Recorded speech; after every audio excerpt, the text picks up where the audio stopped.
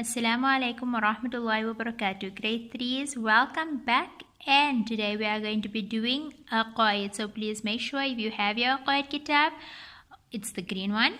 You're going to open up to page 14, lesson 3. We're going to continue from lesson 3. If you do not have your Aqaaid kitab, remember this is not a compulsory exam subject, so it's just for you to learn and to listen. Our topic for today is about Jannah and Jahannam. Now, Jannah is a place of comfort and joy, right? Remember, Jannah is a place that we know as paradise or heaven. And Jahannam is a place of pain and suffering, right? We know it as hell or the fire, right? The place of fire and punishment. After the end of the world, the noble angel Israfil alayhi salam will again blow the trumpet. The dead will rise from their graves and gather to give account of their deeds. Those who believed and did good deeds will go to Jannah, while those who did not believe will go to Jahannam. Jannah is a place of comfort and joy, while Jahannam is a place of pain and punishment. So, if you remember in the last lesson, we've been going over the last day, right? The day of Qiyamah, also known as the last day, when the angel Israfil alayhi salam will blow the trumpet. I also told you there were 3 times when the angel will blow there were 2 times, there will be 3 times when the angel will blow the trumpet. The first time was when Allah Ta'ala created this world. The second time will be the day when everybody will be destroyed, that is known as the day of Qiyamah. And the third time will be when everybody is resurrected again for the judgment day. So this is when again Israfil alayhi salam will blow the trumpet. And this is when we will all have to stand in front of Allah Ta'ala together in front of Him to give an account of all our deeds, whatever we did in this world. Number 1, Jannah and Jahannam are places which Allah Ta'ala has already created. Remember, at the starting of time, we learned about the story of Adam alayhi salam and Hawa alayhi salam. We know that they were living in Jannah. So Jannah was already in existence. And then when Shaitan refused to make sajda for Adam alayhi salam and Allah Ta'ala ordered the angels to throw him out of Jannah, that is when Jahannam was ignited. That means Allah Ta'ala created Jahannam and He lit the fire in Jahannam. No person can ever imagine the beauty and comfort in Jannah. If you think of this world and the best place in this world or the most beautiful things that you can get in this world, it cannot even come close to the beauty and comfort of Jannah. It cannot even come close to the beauty and comfort in Jannah. So Jannah's beauty and comfort is far more better than what you can even imagine. Number 3, the buildings in Jannah are made of gold and silver bricks. And this is not just bricks that are covered in gold and silver paint. It's proper gold, tinsely gold and silver bricks that are sparkling and shining. And if you look at the gold is like a proper gold that you will get in this world. Even better than that. Imagine an entire building, a palace being built with gold and silver bricks. You get buildings in Jannah that will be made out of pearls and rubies and jewelry and bubbles and whatever you can imagine. Those will be the buildings of Jannah. I even gave an example of bubble houses that will be floating around. And remember, for every deed that you do good, Allah Ta'ala will either plant a tree for you in Jannah, that the fruits will be as big as can be, and the shade of it can go on for years and years and years. That will be a reward for you to do something in this world. And if you do other acts that will bring the pleasure of Allah Ta'ala, Allah Ta'ala will build for you a palace, a castle in Jannah. So imagine if you give out sadaqah, if you are friendly to the next person, if you help a person in the time of need, all those little things that you do are gaining great rewards in the year after. Number 4, the utensils of Jannah are of gold and silver. That means the cups and the spoons and the dishes that you will be using in Jannah are made out of gold and silver. Number 5, Jannah has rivers of honey, milk and wine. Remember, in this world, we are not allowed to drink wine and beer and intoxicants such as. But in Jannah, all that will be far better to the one of this world. And that is what we will be rewarded with. So in Jannah, you will have rivers that will be flowing. If you give an example, this is Jannah. In the Jannah, you're going to be happy all the time. You'll be having wings that you can fly around. You'll be joyous. You'll be always content. There'll be trees planted in Jannah with fruits that will be more tastier than anything you can ever imagine. You'll have rivers of honey. You'll have rivers of milk and rivers of wine that the taste of it is much more better than anything you could have ever drank in this world. Then you'll have palaces built where you'll have palaces with water running underneath it. You'll have glass palaces and anything and everything that you can even imagine is not even close to the beauty of Jannah. And then we have Jahannam.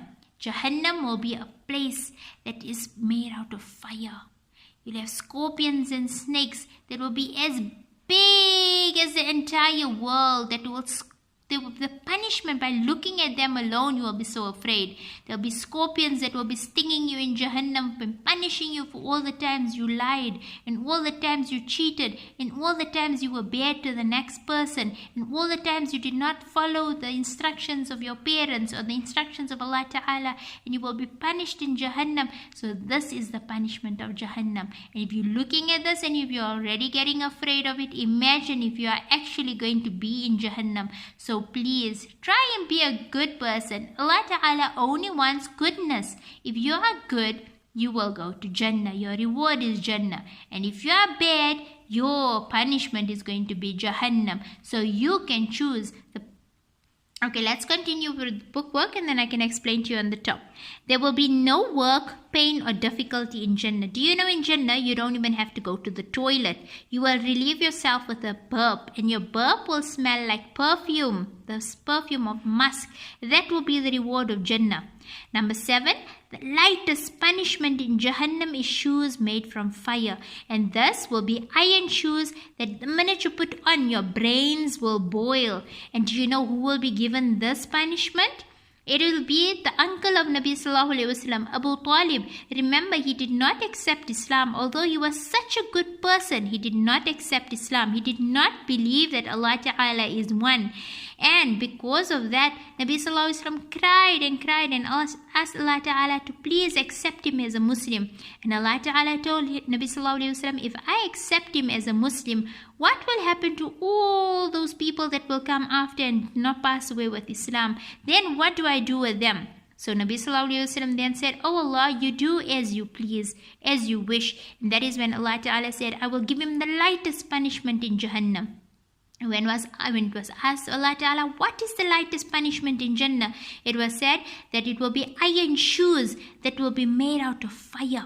And it will be so hot that the minute he puts it on, the brains will boil. And that is just the lightest. Can you only imagine how is the worst punishment of Jahannam? Number 8, the drink of the people of Jahannam will be pus and boiling water. Imagine that. They'll be burning in the fire and they'll want to drink something. And the liquid that will be given to them or the drink that will be given to them will be pus or boiling water. Oh Allah, save us from Jahannam. Number 9, the food of the people of Jahannam will be a bitter, thorny and bad smelling plant. Imagine you will be so hungry and you'll ask for food and the food that will be brought to you will be bitter. It will be thorny. You won't be able to chew it because it will have thorns inside and it will be smelling. How are you going to be able to eat that? And whereas on the other side, Jannah will have everything your heart desires and more. So always ask Allah to save you from Jahannam and grant you Jannah instead. And number 10, the fire of Jahannam is 69 times hotter than the fire of this world. And that is written in Bukhari and Muslim. Right? The fire of Jahannam is how many times? 69 times hotter than the fire of this world. Imagine the fire of this world. If you light a match and if you burn the house, if a house burns down and if you try and go into that fire, obviously you're not going to make it out alive. Now imagine a fire that's 69 times hotter than the fire of that house burning down. Can you only imagine how hot is the fire of Jahannam. It is said that if one matchstick light of Jahannam has to be lit in this world, the entire world will perish. So you can only imagine how hot will Jahannam be. And yes, in the Akhirah, our bodies will be made to handle that fire. So if you think about it, in this world, if the world can't handle that fire, how are we going to handle that fire in Jahannam?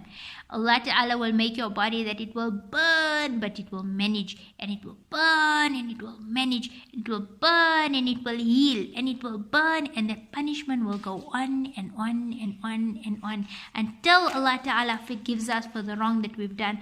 Therefore, always ask Allah Ta'ala to forgive you whenever you do something wrong, and just stay away from doing wrong. It's simple. Just do things that will bring you closer to Allah, so you will be rewarded with Jannah, and stay away from all the wrong that will take you away from Allah and will give you Jahannam as your abode. It's super easy. All you have to do is be a good person. Story 3. The Sahaba were the friends of Nabi Sallallahu Alaihi Wasallam, used to sit in his company and listen to his talks. When it was time for them to go home, they found it very difficult to leave. While they were at home, they longed to be in his company. One day, a Sahabi asked Nabi Sallallahu Alaihi Wasallam, "Will we be in your company in Jannah?"